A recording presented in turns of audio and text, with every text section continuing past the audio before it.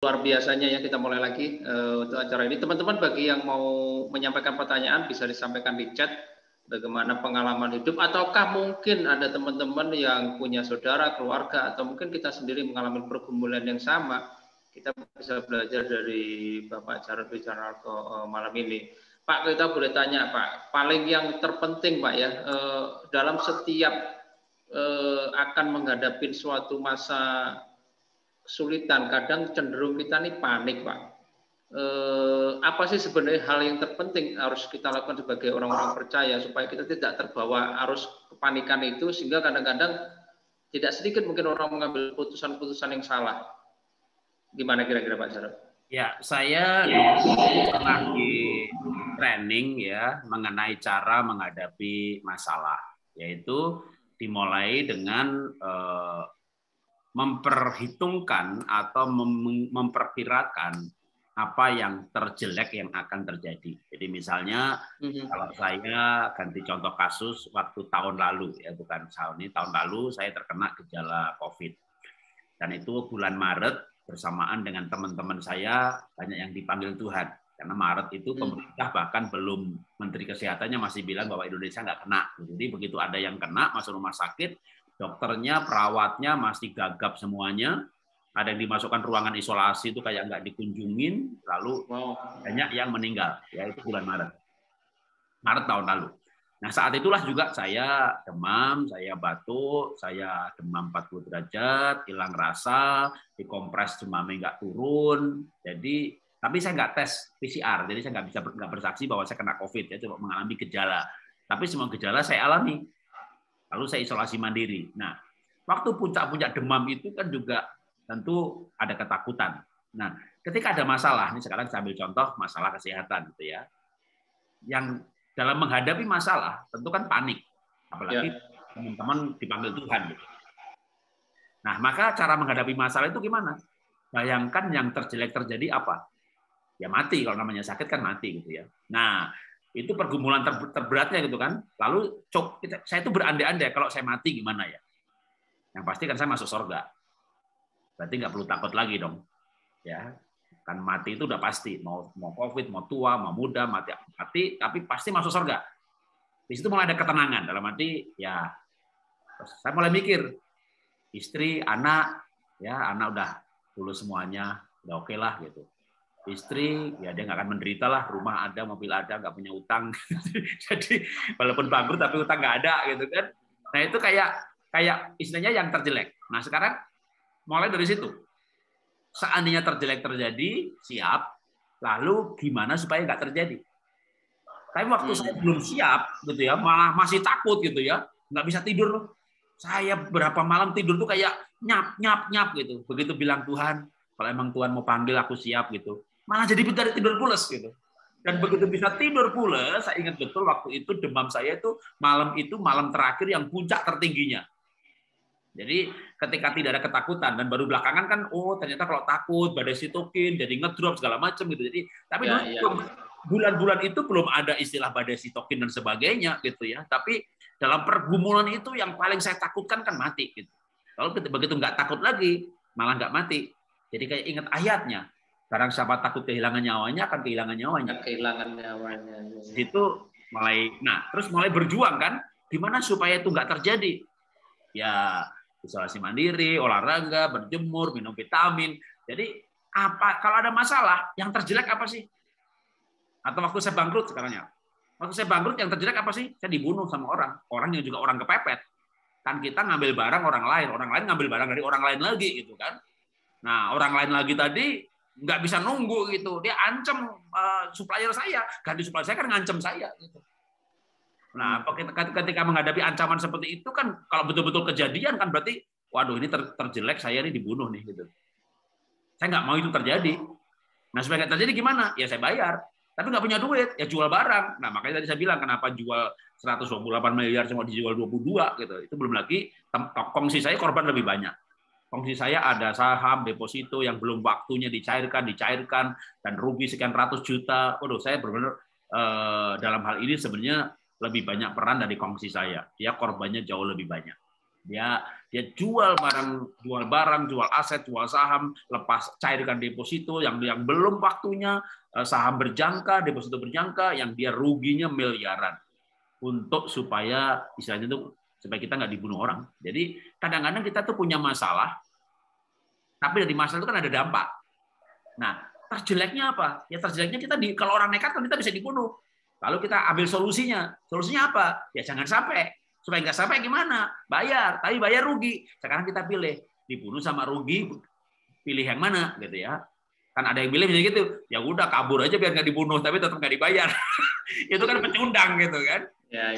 Jadi akhirnya kita pilih, udahlah kita hidup ini dulu juga sebelum buka usaha nggak punya sebanyak ini. Kalau sekarang kita lepas lagi, percayalah pengkhotbah berkata ada waktunya ngambil, waktunya melepas, waktunya memberi, waktunya ada. Dan itu akhirnya kita lakukan dengan kesadaran bahwa ini alternatif yang terbaik supaya yang terjelek tidak terjadi. Jadi masalah itu ada dampak. Yang terjelek apa?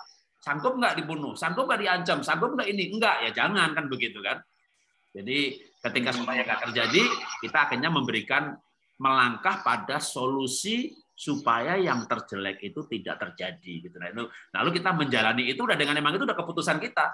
Jadi begitu akhirnya dijual lakunya rugi ya nggak apa-apa. Ya memang ini sebuah risiko yang udah itu membuat kita tuh sebenarnya kuat karena kita sudah membayangkan kalau ini nggak dilakukan yang terjelek terjadi. Jadi jadi ketakutannya dibayangkan sampai yang terjelek gitu. Karena itu udah top masalah itu berarti di situ. Masalah yang lain itu berarti udah lebih ringan walaupun bagi orang lain mungkin jual segini rugi segitu. Enggak, karena ini kita dalam rangka supaya yang terjelek itu nggak terjadi gitu loh. Jadi begitu ada masalah, terjeleknya apa? Nah, supaya nggak terjadi gimana? Nah ini sendiri pasti berupa masalah lagi yang lain, tapi ini bagian dari solusi gitu loh. Jadi kira-kira itu yang saya bisa bagikan. Ya. Pak, kadang kalau melihat kayak gitu, Bapak kan ngalaminya kan berhari-hari, Pak.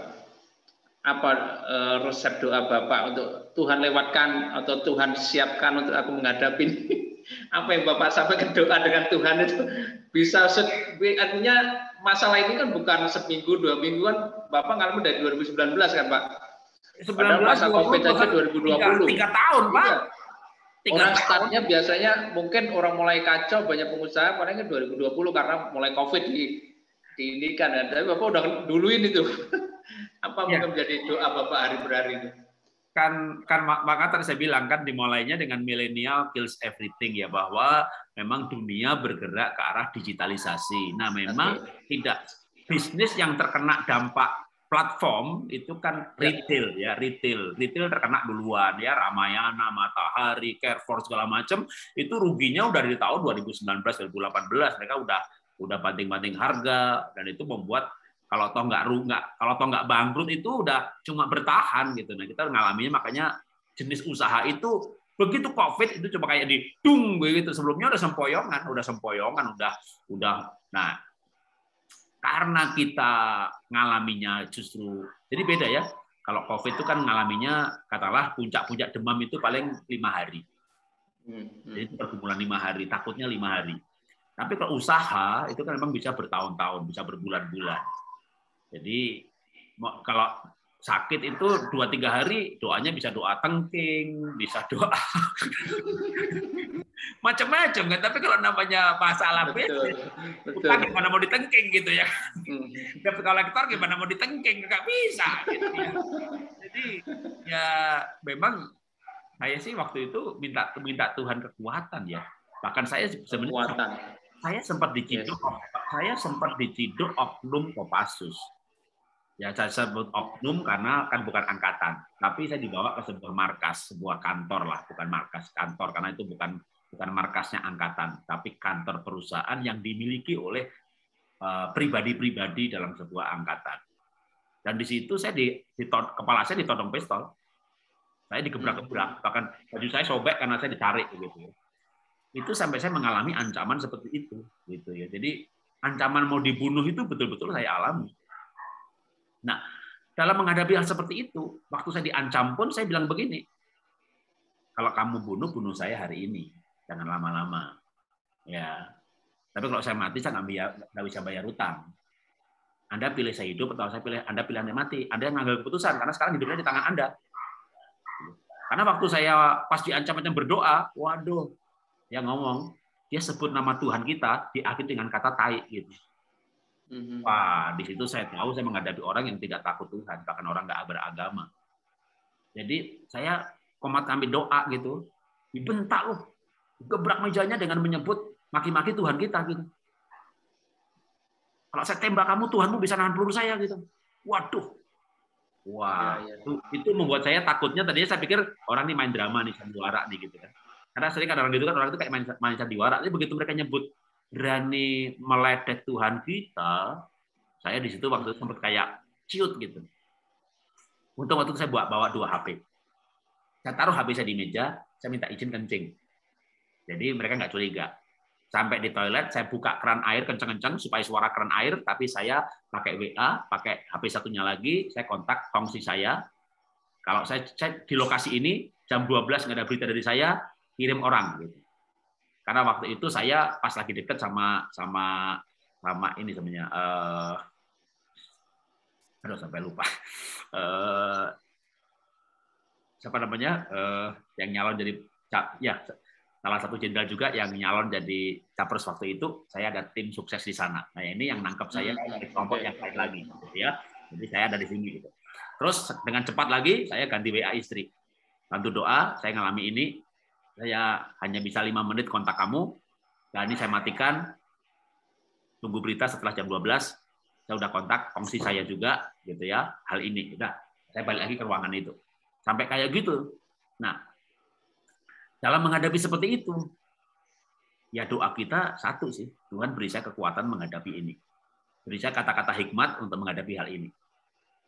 Nah itu yang termasuk peristiwa yang saya jarang ceritakan dan juga sebuah peristiwa yang cukup traumatis sebenarnya. Tapi itu juga buat pelajaran buat saya. Waktu itu terjadi karena saya berani ngambil, saya terlalu beriman untuk diberkati. Saya ngambil barang terlalu banyak, melampaui kemampuan jual saya.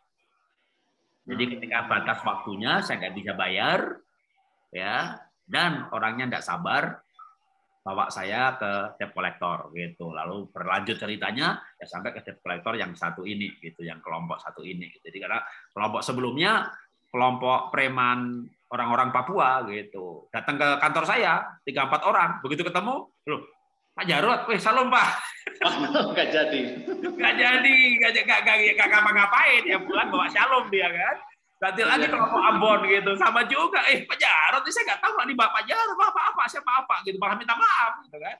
Nah lain kali terus dia kirim yang kelompok lain gitu ya. Tuhan saya pun dimaki-maki gitu. Jadi wah itu trauma banget tuh. Namanya kita juga pernah mengalami hal yang seperti itu. Tapi sekali lagi semua pergumulan itu kalau saya minta penyertaan Tuhan, saya minta diberi Tuhan kekuatan. Bagaimanapun juga kadang-kadang ada masalah yang memang bagian dari salah kita, ya. Berarti kita harus tanggung jawab. Tapi ada masalah kayak Daniel itu bukan dari bagian salahnya dia. Tapi Tuhan izinkan supaya Daniel menjadi contoh bahwa Tuhan itu hidup.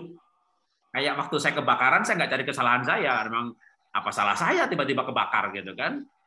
Nah, tapi kalau waktu saya ngalapi utang yang debt collector ini, saya ada bagian dari saya yang salah. Jadi kadang-kadang masalah itu memang ada bagian dari konsekuensi sebuah keputusan yang salah. Tapi ada masalah yang Paulus nggak salah, Daniel nggak salah, Yusuf di penjara nggak salah, justru karena benar dia dilempar ke dalam penjara karena hidup kudus dia. Nah kalau kita yakin bahwa kita tuh nggak ada sebuah kesalahan gitu ya, nggak perlu cari-cari kesalahan ya, jangan menghukum diri sendiri. Karena ketika kita mencari terus kesalahan kita, masalahnya bertambah banyak. Jadi ketika kita menghadapi masalah yang bukan kesalahan kita, gitu ya, kayak COVID gitu, ini kan yang berbahasa roh ya kena, yang nggak berbahasa roh ya kena. Kalau kena bukan berarti kurang bahasa roh kan gitu kan. Jadi kalau misalnya orang sakit COVID, udah nggak usah cari-cari kesalahannya apa, dosanya apa. Mau pendeta, mau ustadz, mau kaya, mau miskin, Kristen, nggak Kristen, kena semuanya kok gitu ya. Ya mungkin karena nggak pakai masker, atau mungkin pakai masker juga kena. Nah, contohnya begitu, dalam hal kondisi yang seperti itu, nggak usah bergumul dosanya apa. Minta aja Tuhan beri aku kekuatan, bersukacita, bersyukur, yakin akan sembuh. Jadi menurut saya juga kita perlu melihat sebenarnya masalah yang kita hadapi itu karena apa, gitu ya. Nah, itu mestinya kita, kalau kita cukup dewasa, cukup cepat harusnya menemukannya. Oh, saya masalah ini karena ini, gitu kan. Kenapa saya mencret gitu ya? Ini ini ini jam 7 tadi kita mulai Zoom ya. Setengah 7, jadi dari jam 5 sampai setengah 7, itu ada kali 7 kali saya mencret. Wow. Ini baru jadi. Dan Godaannya hari ini ya. Nah, cerita terbaru. Karena tadi siang saya kedatangan tamu bawain bakmi. Wow. Ada sambelnya. Saya suka pedas, istri saya nggak suka pedas gitu. Jadi Lombok yang punya istri, punya mertua, punya anak, saya itu ambil 4 bungkus sambel. Jadi ini jam 5 begitu mencret, 15 menit lagi. Waduh, saya langsung minta ampun sama Tuhan. Ini salah saya. Ini saya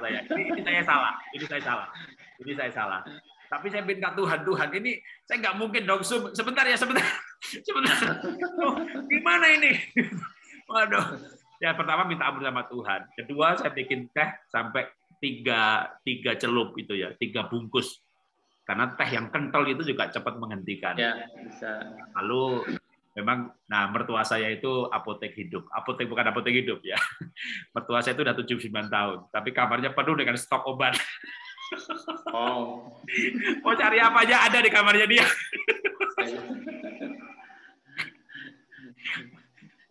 Apa punya obat mencret nggak? Ada nih diabet, udah diapet ya. Nah, aku minum 2 deh gitu tadi sebelum jam 7 itu udah, puji Tuhan, tapi sekarang bisa ketawa-ketawa gitu dah. Amin. Nah, itu contoh masalah kesalahan kita. Kalau kesalahan kita nggak bisa ditengking tuh, ya kan? Jangan ditengking. Ya minta ampun aja sama Tuhan. Tuhan, ampun tadi saya nggak penguasaan diri makan lombok banyak-banyak. Jadi jangan ditengking. Roh mencret keluar gitu. Yang salah diri sendiri, yang setan disalahin. Nanti ngamuk setan. Ya, jadi bukan saya bela setan ya, setannya memang salah, tapi kalau dia nggak salah ya jangan disalahin lah. Mungkin salah diri sendiri kok nyalahin. Siap. Oke.